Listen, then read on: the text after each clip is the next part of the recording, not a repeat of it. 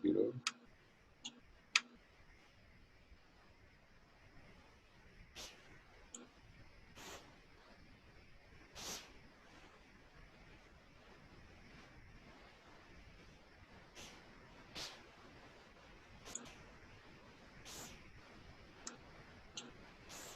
So, good morning, everybody. Did everybody get your tea or coffee or whatever? I got my tea over here. So we could talk and relax and talk about some tips in the surgeries. Good morning, everybody. Oh, sorry. Did everybody get your tea or coffee or whatever? Okay, this is live on YouTube. Okay, we have a delay in YouTube for about, I think, 10 seconds, Aishwarya. Interesting. Yes, sir. And, okay, it's right here. I usually open both browsers because Zoom is usually in the Safari, but if I open Safari and I open the WhatsApp inside the same browser as well in the computer, so things get a little heavy, so the internet doesn't flow well. So I usually open Safari, I usually open Google Chrome for the WhatsApp in case I need to communicate. It's better than typing here in the cell phone. Yes, sir. You can actually get WhatsApp for web. You don't have to open it in a browser, sir. Yeah, I know it's easier to download the WhatsApp app on your Mac. inside the telephone, but sometimes it's good to see. It's better. Yeah, it makes our life easier, I think. So, well, why did I choose the subject of internal limiting membrane peel? Because actually we do internal limiting membrane peel in some special surgeries. We can tell macular holes, epiretinal membranes, usually vitreomacular traction, but for solely epiretinal membrane surgeries, we do not always have to do the peel of the ILM. But the experience proved that sometimes we have to deal with the ILM for epiretinal membrane issues, and also diabetic patients when we have the very adherent internal limiting membrane, and also contributing for persistent macular edema or other changes. So we got to think of doing epiretinal membrane peel and internal limiting membrane peel all together in some cases. Good morning, sir. He's on surgery now? Yeah, good. So I will share with you my screen over here, and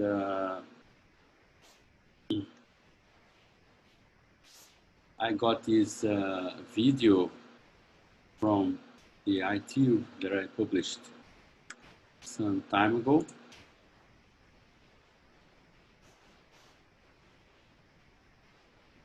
Actually, last year it was published on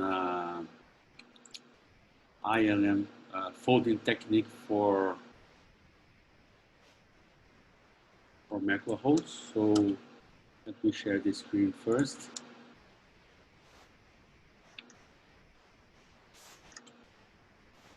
Can you see the screen? I'll just pause it for a while.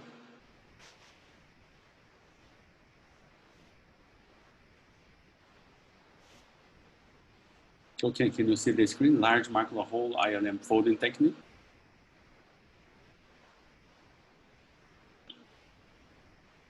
It is there. So let me enlarge it a little bit. So this is a quite interesting video showing whether you should deal with the ILM or not to deal or not to do anything for the ILM. But in the past, I remember back in 1996, 1997, when I started my fellow in 1997 in Canada, we did macular hole surgeries, but we did macular hole surgeries the usual way. I was in the OR in Canada with Dr. Deveni. He used to do the auricular vitrectomy, and we did as fellows as well. And we did not build the ILM as of yet. But then, with time, we started building the ILM for macular holes, and it was a different thing. We still were doing 20 gauge. So 20 gauge is not was not as efficient as 23, 25, and 27 gauge as we do today. So we're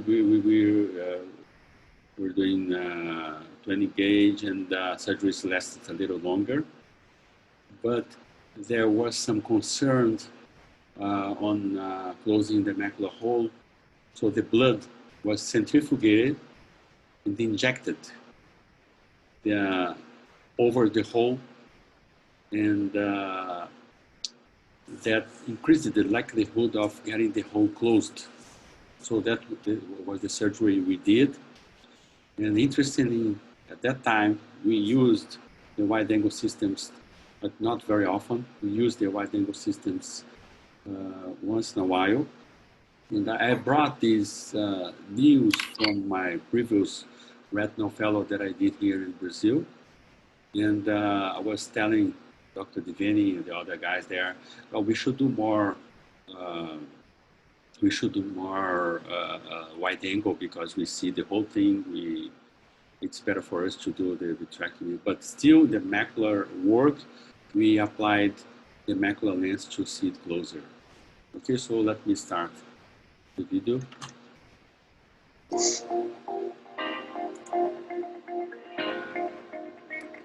These are the pre-op OCTs and FA. The macular hole measures 844 microns as measured by OCT. It is a large stage 4. The hyaloid is already detached. That's a regular vitrectomy, not inverted, with an air fluid exchange. We now use a wide-angle lens. That's inverted vitrectomy. We are using a macular lens with a great visualization. After brilliant blue, you actually have a very good view from the ILM. We open up a tear in the ILM, a vertical one.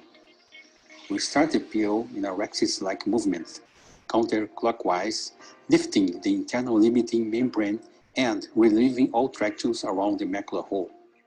We complete the peel, leaving a great part of the ILM intact, as you see. It's interesting that you see that how did I start the peel? And this is the detail. I grabbed a very localized part of the ILM superior, so far from the foveal area. So that's the way you should avoid the foveal area. And then I created this tear. And from this tear, interestingly, I moved the ILM to the opposite side. As you see here, it's very interesting where you get the ILM creating that tear. The first thing is to create the tear. It's not always easy to create the tear, but you see here, you go not deep into the retina, but you get the ILM, you go like a pinch movement. You do like a pinch movement at the macular area, but just below the arcade. as you see, you have the brilliant blue staining the ILM very well. So you have a pretty good view from the retina here. And so view from the ILM. See, you created the tear there, a small tear, just a tiny one, and then just spread it, go towards the inferior part. We open up a tear in the ILM, a vertical one. We start the peel. So it's easy to start a vertical peel. A vertical peel is not difficult to do. So you created that small tear. You see the vessel over here. You gotta be very careful not to go deep and perforate deeper and cause any bleeding. But when I got a small pinch over here and went downwards, I opened this coma-like tear. So what to do now? Should I keep going here and grabbing here and go around? No, you don't need that. So since you open the door, you just have to get, like a leaf flat here and follow the other way around. Take a look. Like movement, counterclockwise, lifting the internal limiting membrane and relieving all tractions around the macular hole. So this is interesting because I grabbed the edge of the ILM that I just opened and I went towards the optic nerve. So it was already open. So I just have to follow. In case I miss this here and I don't have this part here anymore, what should I do? I should re-grab here again and I will start from where I lost the internal limiting membrane. But this internal limiting membrane came out very easily. Very good way to peel the membrane. Take a look here. Complete the peel, leaving a great part of the ILM intact, as you see. It's very important to get the most of the membrane. So you get the most, to get the bulk of the membrane and keep on peeling. The thing is that if you have this shape, take a look at this shape of the ILM, you have this round and tubular shape of the peel. You should leave it where you can see it. You should not just raise the flow or increase the bottle height, meaning that increasing the intraocular pressure, and then it's going to escape elsewhere. So how to keep these small pieces of ILM there, so where you can see it, and so that we're going to use this for some purpose. Do you have any idea, Aishwara?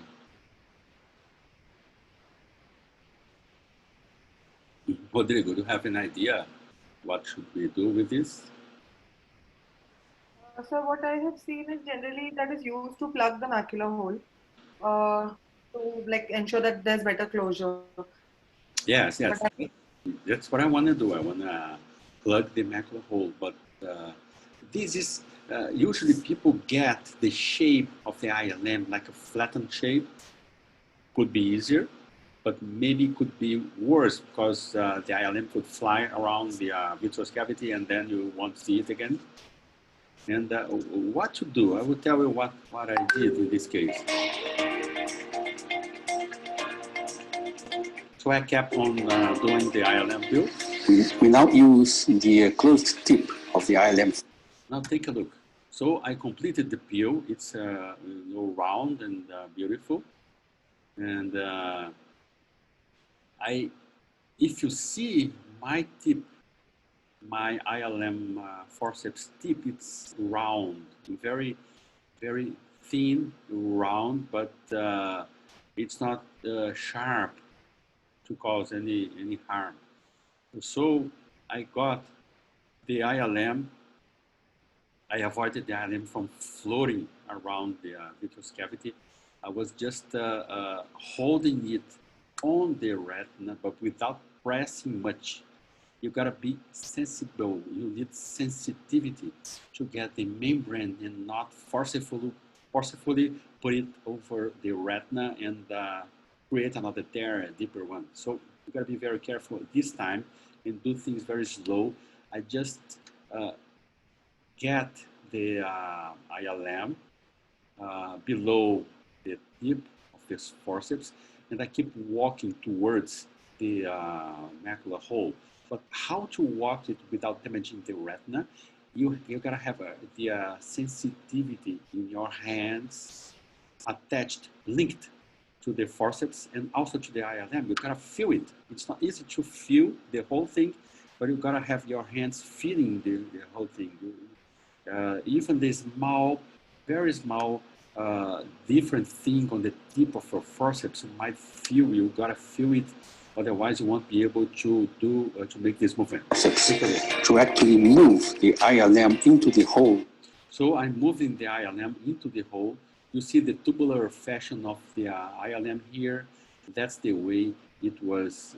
It remained after I peeled it off, but it could be open. So you could do the same movement very carefully. So because this was a large macular hole, a large one and long-standing, we decided to do this technique. So I put the ILM on the hole, and with the tip, be very careful not to damage the RPE, which is below. I just inserted the ILM in a very slow and gentle fashion. Very slow and gentle fashion. See? We go downstream from nasal to temporal towards the hole. So you see, you still have that piece over there, but I'm gonna tell you the hole is already filled, so you don't need to be to keep putting things inside the hole. It's a stuffing technique, so it's a way to deal with the ILM. So I will do that one with. Since the hole is a large one, the tip will fit in without a problem. You see now the membrane rolled over itself in a tubular fashion that makes it easy. So as you see here, the ILM is already there, and so we don't need to keep doing anything else by this time, unless the ILM escapes out. So you've got to be very gentle and avoid too much of a flow in the vitreous cavity. So if your pressure is 40 or 30 or 35, it's okay. You should not raise it more, and actually you should keep it around 30. If you have the constellation systems, you have the pressure control. 30, 35 is okay. And you have the Stellaris, for example, from Barcelona. You gotta be putting the intraocular pressure a little low, otherwise the flow from the infusion line is gonna displace the internal limiting membrane. So you should understand how to do that without damaging the RPE in very slow fashion. We proceed now another. As you see here, the hole, how large is the hole? You see how large is the hole? And we got these ILMs in this tubular fashion. So using the tip of the forceps, the round tip of the forceps, I put it inside. There are some other, it depends on what you like to do and what is good for you and what does not damage the retina. Of course, this tip is perfect for that, but some have the, even here in iTube, we have some videos showing the, what they call the massaging tip or other different tips. You gotta be using whatever you think it's good and the way it wouldn't damage your retina anyway. AFX, air fluid exchange, postoperative period. Now I'll do an AFX, and then you're gonna see the postoperative period, the whole starting, closing. Number 7 shows very clear media and a clear lens and a closing hole with the edges approaching. Thanks. So this is a very interesting way. This is inverted vitrectomy, ILM folding technique for large macular holes. This is coming from elsewhere, I don't know where. Okay, we finished. Let me just stop it for a while. So if we are going to deal with the ILM for the purpose of doing the macular hole surgery, we gotta know how to peel it.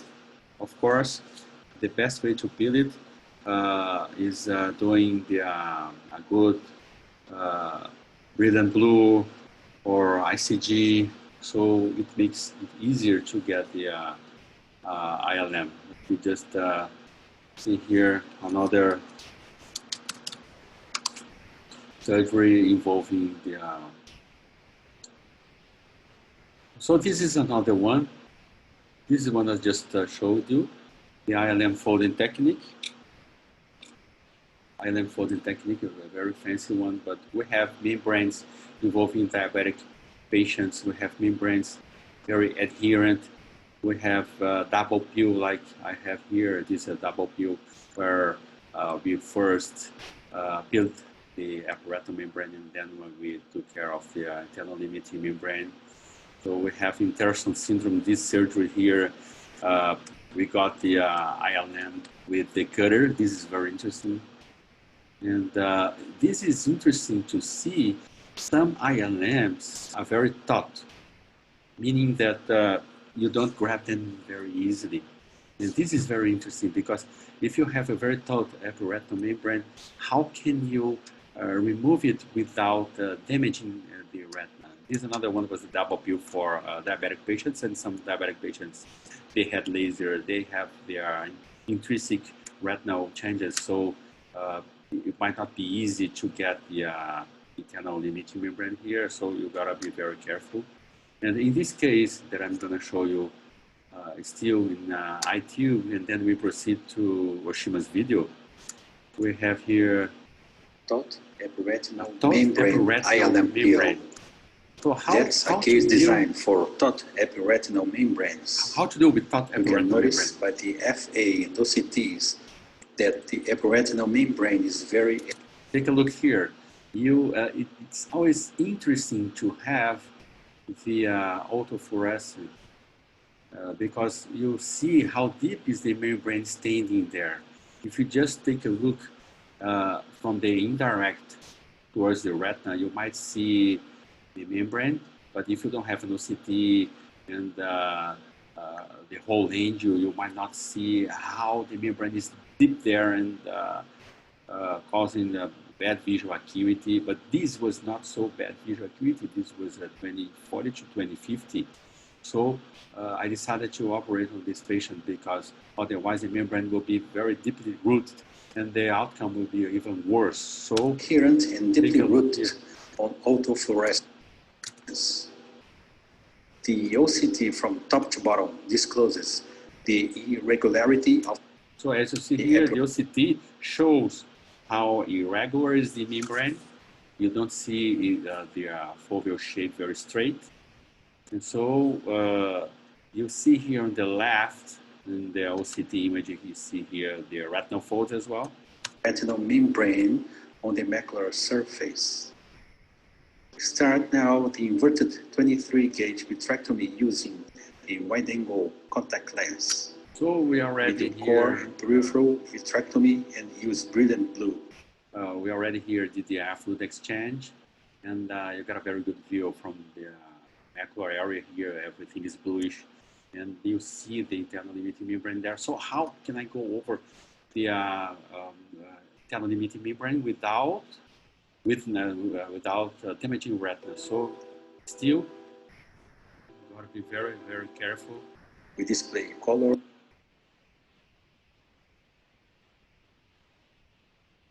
As you see here, on the right point to the appropriate view.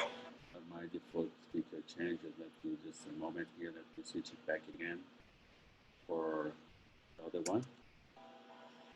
A moving preoperative OCT helps to see the macular adhesions. And you see here, I'm grabbing the internal limiting membrane again with the tip of the, it's saying that my connection is a little unstable. That's my, you see, can you see me? Can you listen to me? Okay, it's okay here and in the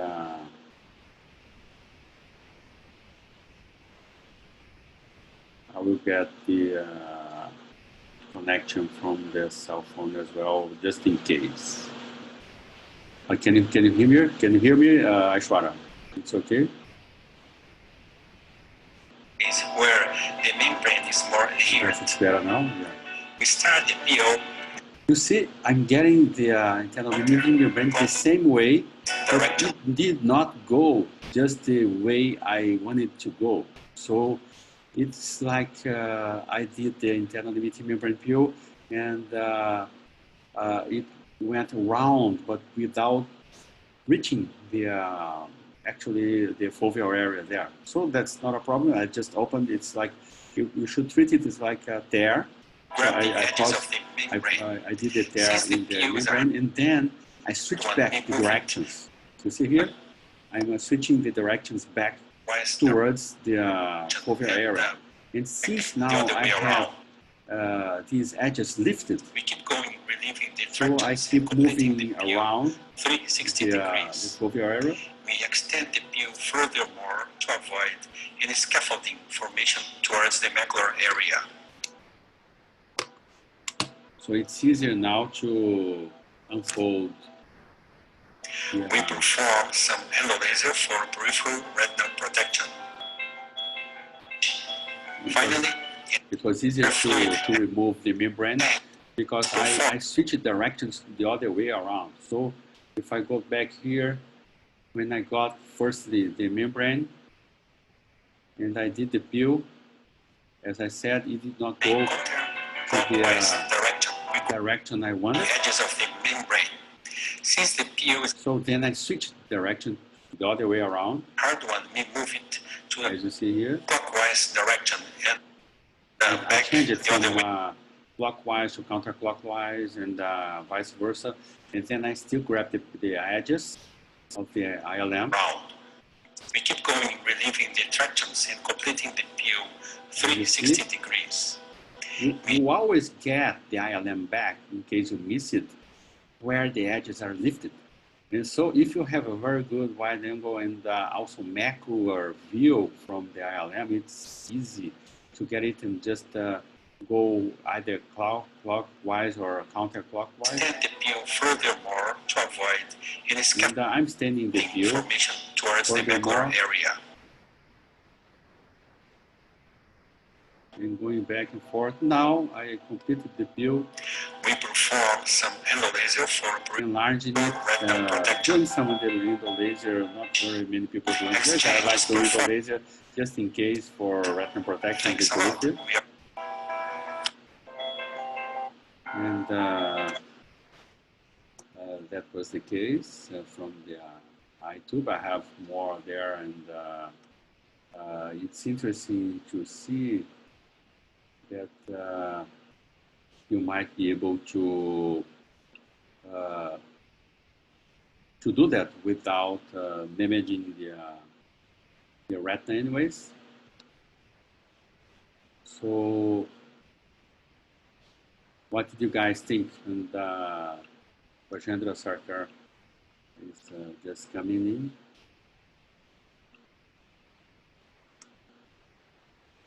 Good morning, Rajendra.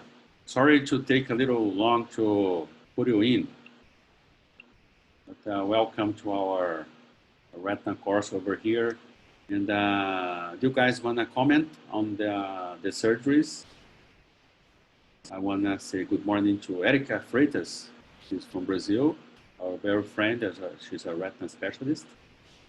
And Nicole, Rodrigo, you want to comment?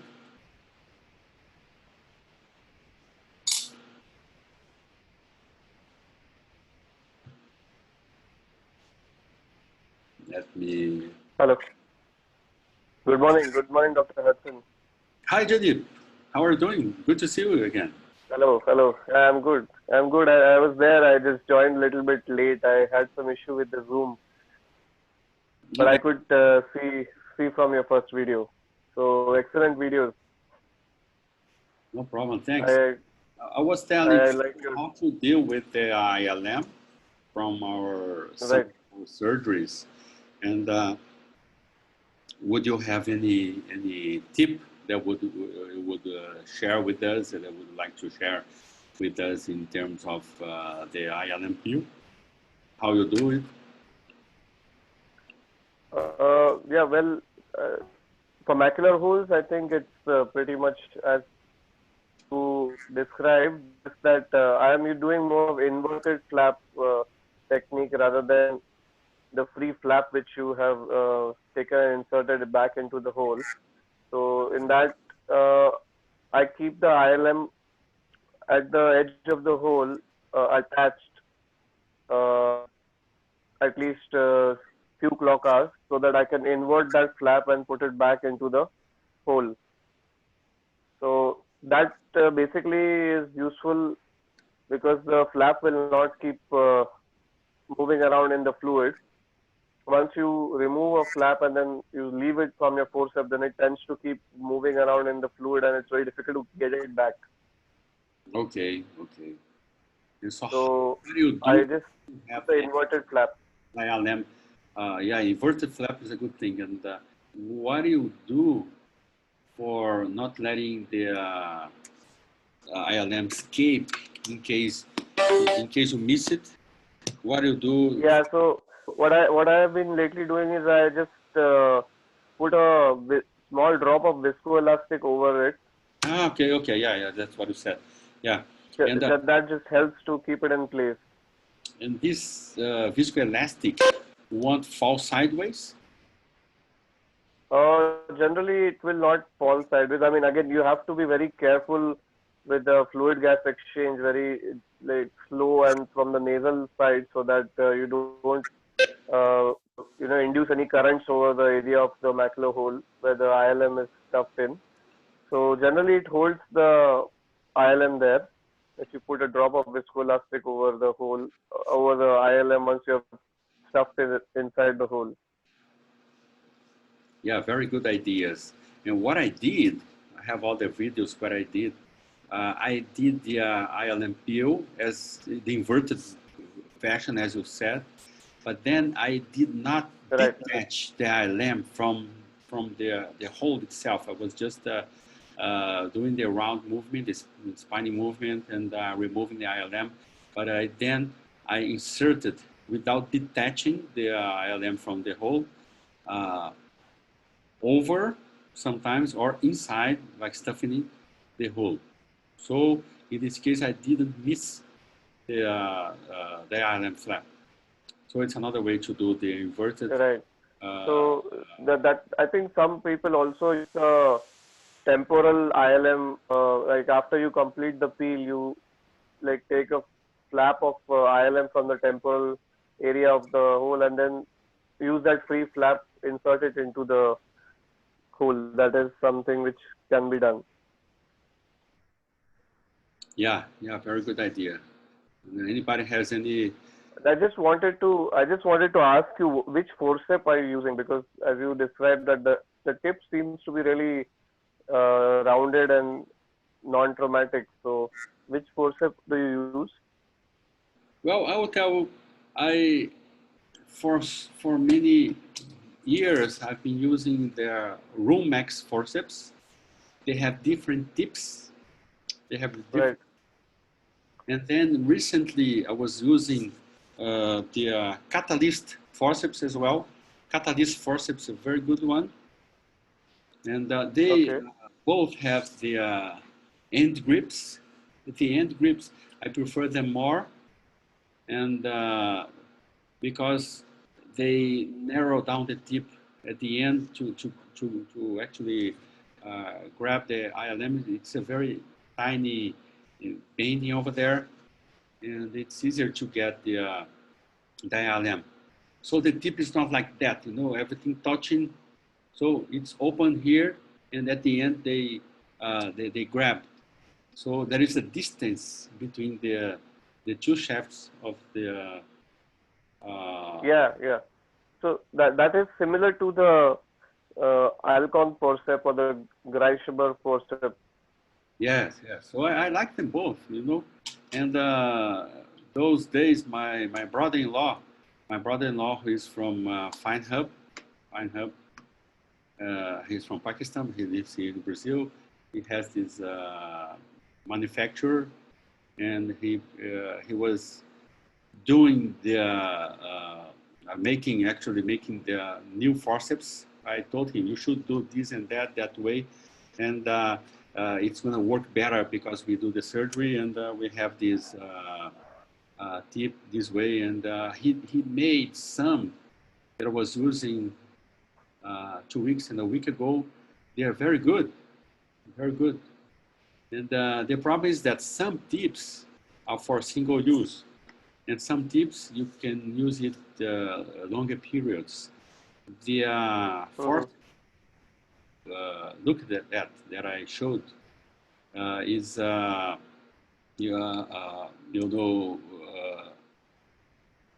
it's not for single use, so I use it for now over 1 year or 2 years.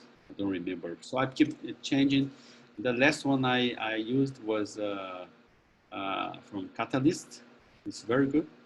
So you gotta choose one that fits well for you, and if it works okay, you keep using that. Of course, you gotta be very careful with grabbing the membranes, and since you know what I tell usually, what I usually tell the fellows, JD, is that you gotta be very sensible.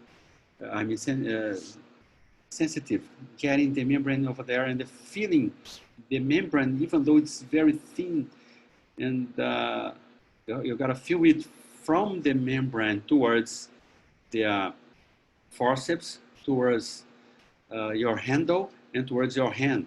If you feel it, everything is going to be okay. If you just go see and do whatever you want to do without feeling it, because what do I say? What do I tell people about feeling and being sensitive on grabbing the membrane? Is where when you grab the membrane, you know whether it's more or less attached. You know whether it's the right place to grab it from, or if you just want to pinch it and move it away from the rest of the retina. Understand what I mean? So you got to feel the membrane.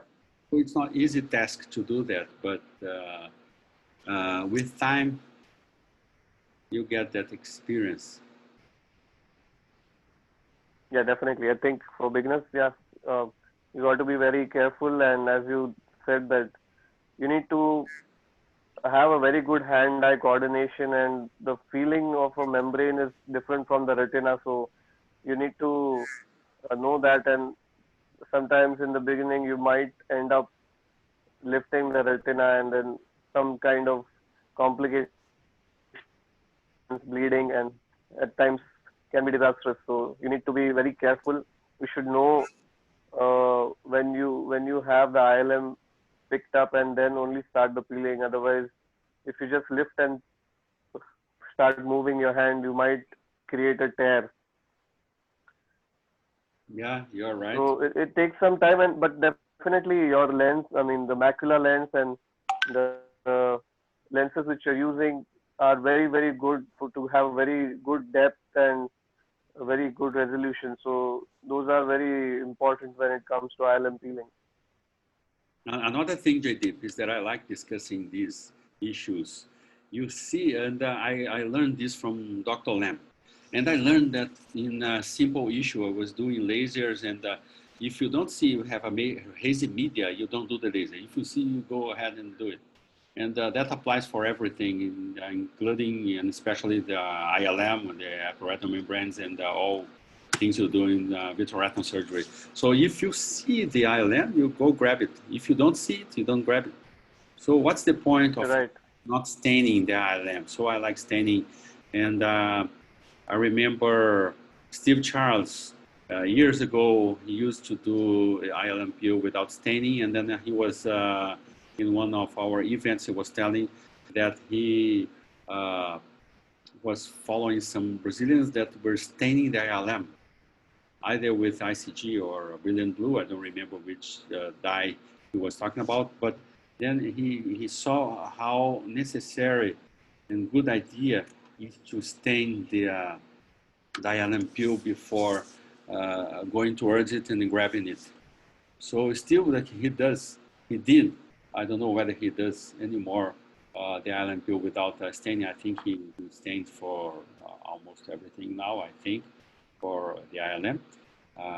So I got to confirm this info with him, but it's important that you see. So if you see it, and some countries cannot have the brilliant blue. For example, Dr. Lam back in Hong Kong, he cannot have the brilliant blue because of the issues from the government there and for health issues there, and so they don't allow brilliant blue, but they allow triple blue. Triple blue.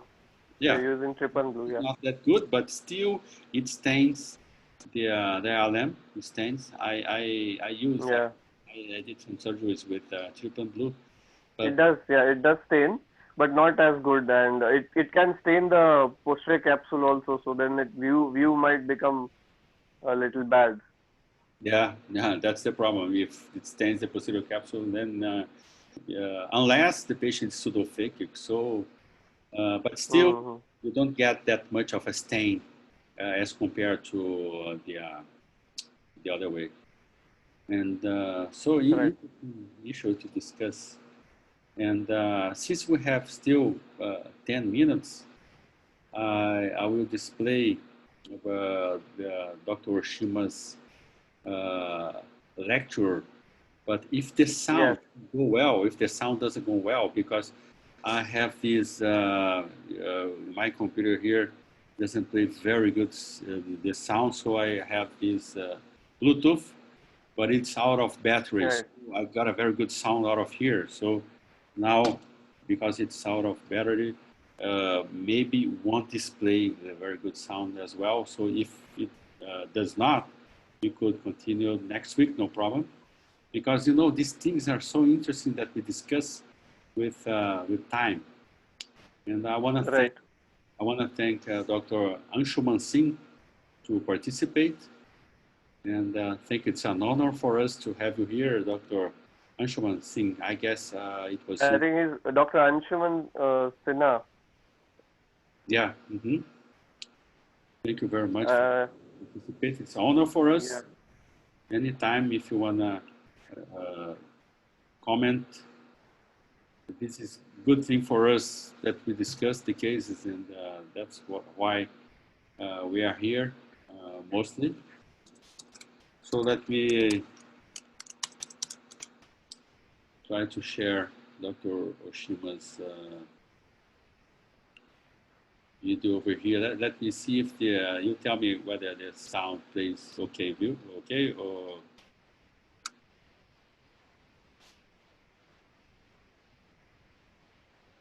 JTip. Let me share the screen again. Sure. Okay. Can you see the screen?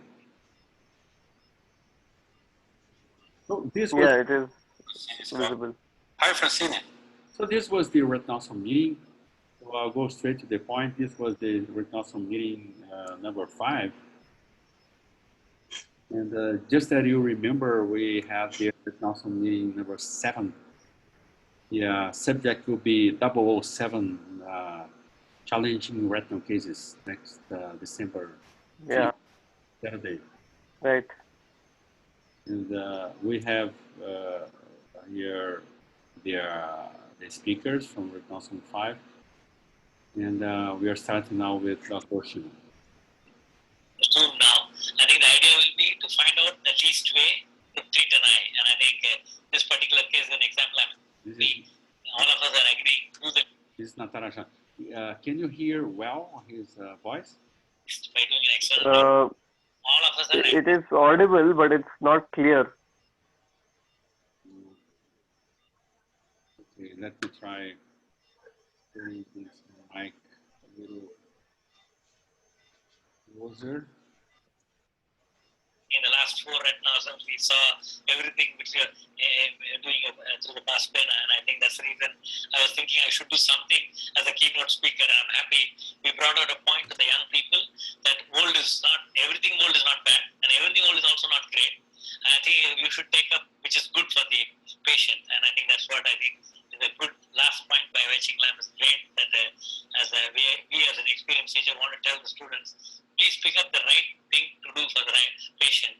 And whatever you hear, don't apply directly without knowing what it is. And I think you should have some experience. And when in doubt, please ask. Just don't do with doubt. Thank you very much for all the comments. We should go to the next case. Thank you, Dr. Natasha. Dr. Oshima, do you want to share your screen to see your video, please? All right. So just one comment about the last case and Adytia talked about. Of course, also very agree with that. Dr. talk about use the laser mainly for the stabilized aneurysm. But sometimes, you encounter very big hemangioma. It's not easy to use the laser only. So in such case, I still prefer use the cryo combined with intravitreal injection of steroid because stabilize the inflammation most of the case. Otherwise, the big one, I don't think laser is a workout for such a case. All right, let me give a talk about this maybe the traditional strategy for the option for the subretinal hemorrhage treatment. I just show you some option, and I would like to discuss with the panelists about which was the best way you like to do for such a severe case. So, can I see my slides? Yeah, perfect. Thank you. So, the natural cause for the subretinal hemorrhage due to the AMD is very severe, so we need to use some surgical or the pharmacological strategy to treat this case. So recently, most doctors recommended use the anti-VEGF injection, but just like this case, of course, this case is very, the activate CMV with the wide subretinal hemorrhage. How would you like to treat this case? So some cases, doctors still talk about simply use the anti-VEGF. So anti-VEGF can stabilize the neovascularization activity, but it's not easy to disrupt the subretinal hemorrhage so immediately. So anyway, at the end of the day, you can see, of course, you can select the neovascularization, but when you use the autofluorescent, you can see very wide layer at the post-flow, the degenerative RPE. So even though you can stabilize the activity and resolve some hemorrhage, finally you can see the very big scotoma and the fixation point shift to the near the arcade. That's the reason why you can only get very low visual recovery. So the much more less invasive surgical approach is simply use the gas for the displacement of the subretinal hemorrhage. This is a typical case with the PD and the subretinal hemorrhage and the sub-RP hemorrhage here. So simply inject of the C3A with the expansive gas. You can utilize the pneumatic displacement. You can displace the subretinal hemorrhage. So in this case, it works very nicely. So you can displace the subretinal hemorrhage to the inferior side and only leave the PED here, so we can get better visual recovery in the case. But not all, every case can be rescued by such case, especially if it's not a fresh case, it's not sometimes doesn't work. For this example, this case, if you use ingest, here to show you our standard technique for the pneumatic aspiration, pneumatic displacement subretinal hemorrhage. I simply prefer use once this is reached, first aspirate the aqueous humor 0.3, inject 100% C3 gas 0.5 millimeter into the intraepithelial cavity, and make the face down position for 5 minutes. Then you can accumulate the aqueous humor, refill the volume to the antechamber, so we can re-aspirate the aqueous humor 0.2 millimeter more. So totally, you can balance the total volume with aspiration and injected volume. So in this case, you can see we can work very nicely and you can get a very excellent visual recovery. The lecture here, not every case can rescue by this simple injection. For example, this case, we are a little bit old, subretinal hemorrhage. Even inject gas, it doesn't work. Another case here, we can encounter the visual hemorrhage. A much more severe case, much more dense hemorrhage.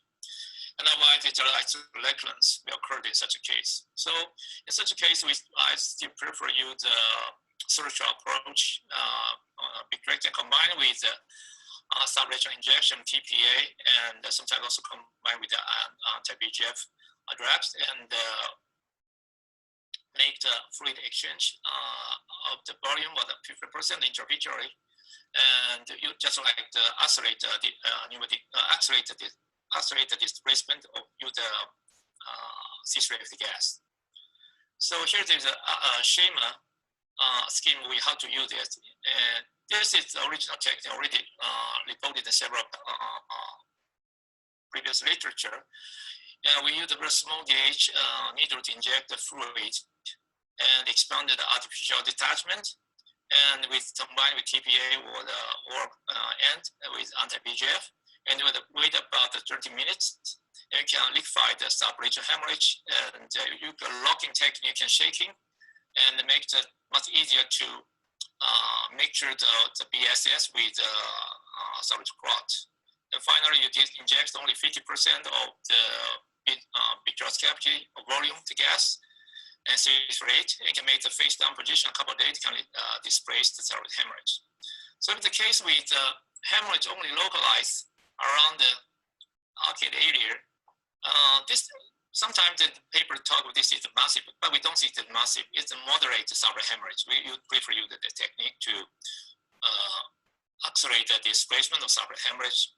Here I show you the 27 gauge surgical technique. This is a little bit old video. We use the dog cannula, and this is the 29 gauge twin light chandelier from the restaurant right now. It's commercially available. And then use the wide angle system. We can see this is a little bit of old separate hemorrhage, so it's not easy. You only use the gas only can displace the separate hemorrhage. So I prefer use the subretinal injection. So initially I do the iron peeling, and then I inject the subretinal BSS with TPA. And during the concentration, maybe around 50 microgram to 100 microgram per injection. Otherwise, we encounter some subretinal toxicity of TPA. So no more than 100 micrograms better. So in this case, a little bit old one, so I prefer to create the artificial detachment widely, and then wait for about 30 minutes. And then use the locking technique to shaking to create the attachment much wider and make sure the BSS with some of the clot. And then try to use the gas, not fulfill the gas in the vitreal cavity, only about 50% or 6%, because leave the other place to can displace the subretinal hemorrhage to the inferior side. And simply move the old trocar cannula and come to enter surgery. So, as you know, Dr. Tamara also deployed much more fancy technique, the subretinal air bubble injection. But the one concern about it, my personal impression about it is that if you inject the bubble so quickly, you may separate the adhesion between the retina and the RP. So sometimes, of course, you can display the subretinal hemorrhage or subretinal clot to other place, but sometimes you encounter the much higher damage to the photoreceptor. So personal opinion, I prefer you to still use the BSS to gently separate the retina from the clot and separate it from the RP to avoid much severe damage to the photoreceptor. And show in this case we can get very good favorable results. How about the much more challenging case? This is the bolus attachment with the subretinal, wider subretinal hemorrhage. Sometimes this case, in Asian people, we often encounter this situation because most of the people that AMD is due to the PCV. Once the picture rupture, they may encounter much more severe, just like this show here, the total attachment with subretinal hemorrhage. And in such a case, we already published the previous paper, the video, about how to treat that one. So most of the surgeons, like the European surgeon, prefer use the large or the wide retinectomy or retinotomy to invert the retina and directly aspirate the subretinal clot. But most surgeons show such a technique, a very skillful surgeon, so he can do it very well and use the silicone oil to terminate and stabilize that the subretinal CNV activity and attach the retina very well. But wider retinectomy and counting PBR much easier, especially the case, the AMD case, sometimes that RP is already very severely deteriorated. It's not easy to attach to the retina. So for us, we innovated a very small, much what's called less invasive technique, because in such a case, it's not we recommend not to make the retinal breaks at the posterior side, because such a case, the RP around the posterior side already degenerated. So once create some intergeral hole to aspirate subretinal hemorrhage, after that it's not easy to attach retina, close the posterior breaks, because the RPs are degenerated. It's not easy to attach retina. Once you encounter, you make the posterior hole, you may encounter PBR much easier. So even such a case, peripheral RP is most healthy. So we prefer, in such a case, we try to perform the intravitreal injection TPA 1 day, 1 or 2 days before the surgery, skip from surgery. And of course, during the surgery, we also prefer to inject the TPA just like the last case showed. But in this case, we inject much more widely to make a much wider lesion attachment. Because we have the experience, we use the translocation. We don't care about how wide or how steep bolus detachment we can create. And the point is to create a peripheral retinectomy at the upper side. You can do the temporal upper side or nasal upper side. You can make 2 or 3 breaks there, because we can try to, in that case, we try to use the peripheral carbon to displace the subretinal hemorrhage from the posterior to the periphery, and makes the evacuation of subretinal hemorrhage from the peripheral retinal breaks. And of course, in such a case, you cannot remove the subretinal hemorrhage 100% during surgery. You should encounter some subretinal hemorrhage still remain underneath the retina, but don't care about it, because in such a case, we finally repeated this technique, injected the peripheral carbon, aspirate the hemorrhage, and then shaking, and then inject more and aspirate it. Finally, we can still reduce the volume underneath the underneath the retina, but you cannot remove all the subhemorrhage, of course. So finally, here we don't like to use the silicone oil. We only simply use the cryo to make the retinopexy and inject the long-acting gas in it. And that's why we make the face-down position after surgery, and then we can use just like the pneumatic technique to displace the subretinal hemorrhage from the peripheral retinal breaks we made. Because we use the cryo here, it's not laser. So even the subretinal hemorrhage passing through the retinal breaks, the long-acting adhesion by the cryo can finally seal the retinal breaks in this technique. So it's just a technique only used to make the small breaks at the peripheral area. That means much easier to attach the retina and count much less the case of the PBR. We already used this technique for over 20 to 25 cases. We have never encountered any PBR in such case. The one drawback is we need to remove the lens, because we need to accelerate the subretinal remove the crystal lens. If the pseudophakic eye is okay, and because even the pseudophakic eye that displays subretinal hemorrhage into the antechamber, you can aspirate from the antechamber by the prosthetists a couple of days after surgery. So here showed how to treat the case. This is a case with a wide bolus detachment with subretinal hemorrhage. Here is a 27 gauge. And you can see here, and the very dark clot. And initially we perform the peripheral shaving, of course we create the PVD, and then use the test 27 gauge and 41 gauge subretinal injection needle. We use the active injection to inject the TPA with VSS in the subretinal space. And you can see increasing the volume of subretinal space here, show here, and waiting about 20 to 30 minutes, we can liquefy the clot. Just like show here, the color change to the much fresher red.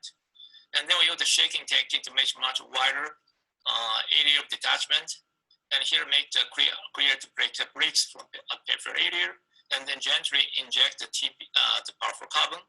You can see very dense and the sunlight, the high viscosity subretinal hemorrhage can passing through the peripheral area. So we use the technique, you need to repeat it several times, but finally you can get to remove the around maybe about 70 or 80% of subretinal hemorrhage. Only remain a little bit, still accumulate that possible, but don't care about it. After ILM surgery, make the pneumatic displacement can demonstrate that the residual subretinal hemorrhages passing through the peripheral bricks after the face down position. And the DM surgery can see easy to close out the wound. And here show this case. Finally get, this also show here, we can get the complete the subretinal hemorrhage removal without encountering any severe complication. Unfortunately, in such a case, it's most RP already damaged, so the visual defect already maybe occurred, and the visual recovery may be very severe, but you can prevent the blind, even such a severe case. So my personal choice of the surgical option for the subretinal hemorrhage treating is, if it's not massive hemorrhage, if the fresh case, we use the pneumatic displacement. If the dark clot case, we can use PVD combined with the pneumatic displacement. If a real old case, of course, it's very challenging. If it's a last line, I still try to use surgical approach. But if it fails, it's visual acuity, it's work very well. I just simply use the VGF and the VGF to stabilize the neovascular activity. If it's very bolus subretinal hemorrhage case, severe case, if the fresh one, I try to use the PV vitrectomy with the TPA injection subretinally. And if it's a dark clot also, just like this case, I showed you the surgical approach. And with the old case, the old one, I just only do the observation, because if it's a much more severe solid clot, it's not easy to liquefy. It doesn't work even with the subtechnique. Otherwise, another choice is the wide retinectomy to remove all the subretinal clot, but that's maybe increasing that complete high incidence of completion about the PVR. All right, thank you for your attention. Great, Yusuke. I think wonderful surgical techniques. And the only comment is that the last case where you did you injected a TPA, waited for 30 minutes for blood to liquefy. Once I operated Mark Humayun's aunt, came from Pakistan, and then it was about 25 years back. So bullous subretinal, at that time I was not confident of doing the TPA and then doing it. So he told me, why not you do a vitrectomy? 25 gauge that time, 27 was not there. It was I think 2005. So we did a 25 gauge vitrectomy, inject TPA, and put a C3FA and put her on head-up position. All the subretinal hemorrhage came down from the macula at least, and then the inferior hemorrhage went away. So I think the patient got good vision, and then later did a PDT. So maybe that one option is there for a massive subretinal hemorrhage for a surgeon who's not very confident. But a surgeon like me, we can do this TPA and clear the entire thing and have a good visual results. Yeah. Thank you very much. Yeah, other technique they can use the external drainage of the subhemorrhage, but just we'll talk with the subject. External drainage cannot remove the 100% of the.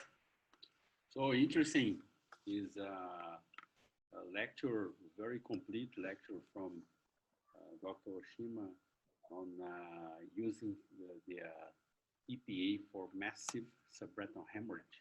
This was really cool, whether hemorrhage is fresh, new, or old, and combined with partial vitrectomy. JDP, it was interesting to see how he removes from a small retinotomy, the hemorrhage, and keeps injecting the TPA and waits for half an hour and to get the hemorrhage liquefied and so he can remove the hemorrhage from the subretinal space, and he keeps repeating that during the surgery. So the surgery could last hours, maybe 2 hours or more, and to remove it and put it TPA back and remove it again, and he mentioned the shaking technique.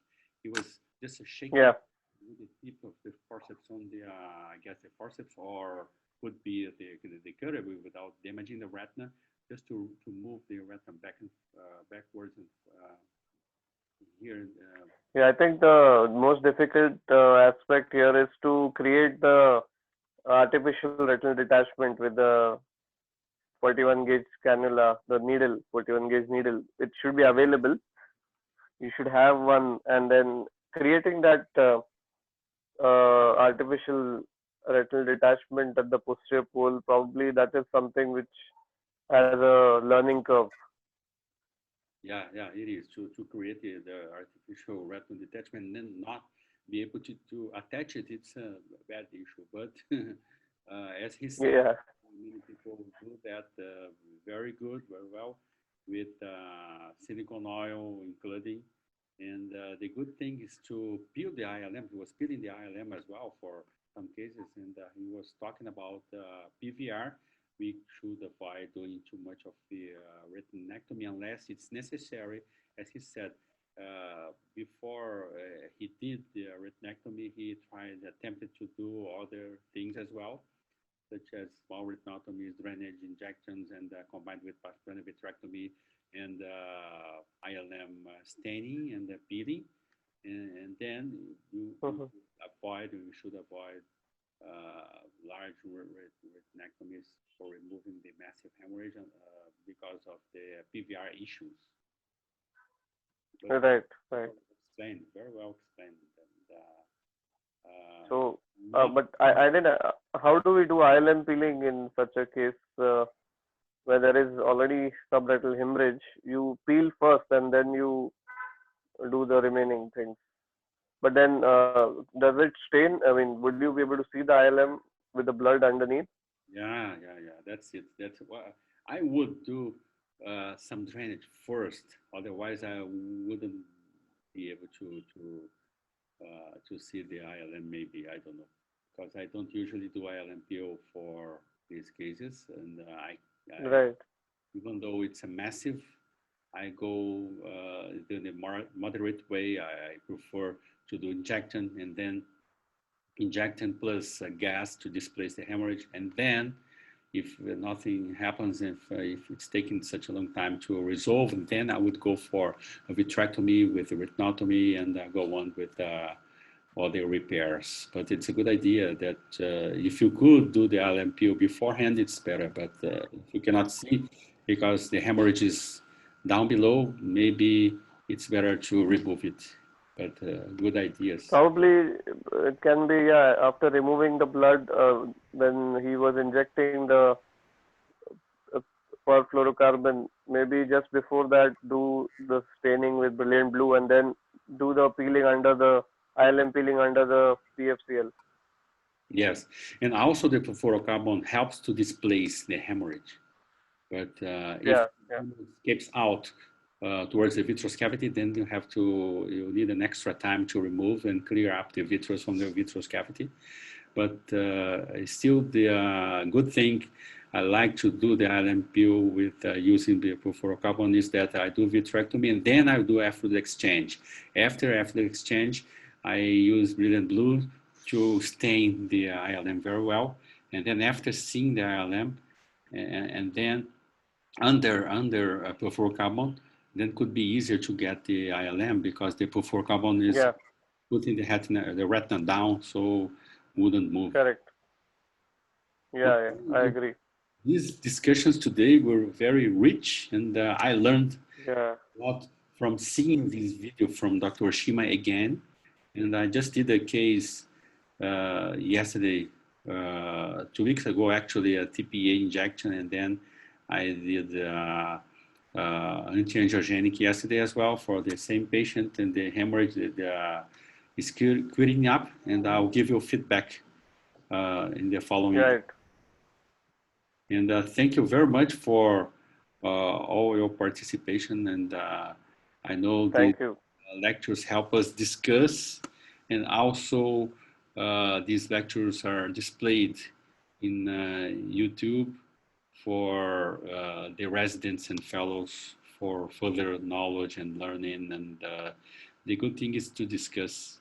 And do you want to say anything, JDeep, for us closing the meeting? No, well, it was an excellent discussion today and very interesting cases, and probably some things we can pick up from every time we discuss and implement in our practice. It's very interesting to have these discussions, because otherwise you are always following your things and you don't really you do attend or you see things, but then unless you discuss, you don't tend to implement those things in your practice. Yeah. So this is really useful. A good thing is to discuss. That's why we participate in the congresses. Yes. We are more online than everything, and I'm learning from your experience, Natarajan's experience, Oshima's, and everywhere. So the good thing is that the next time I'm going to try this and that and do the other way around, and I will plan my surgery for massive hemorrhage, subretinal, by doing vitrectomy injections. And this is good for, discussions is good for us to decide whether to do this and that, and if we are going in the right directions. Yes, definitely. Thank you very much. Thank you, Ashwara. Thank you, everyone. Thank you, Ashwara. Have a good day, you too. And hope to see you next week. Definitely, sir. Thank you. Bye. Yes. Bye. Bye. Have a nice day.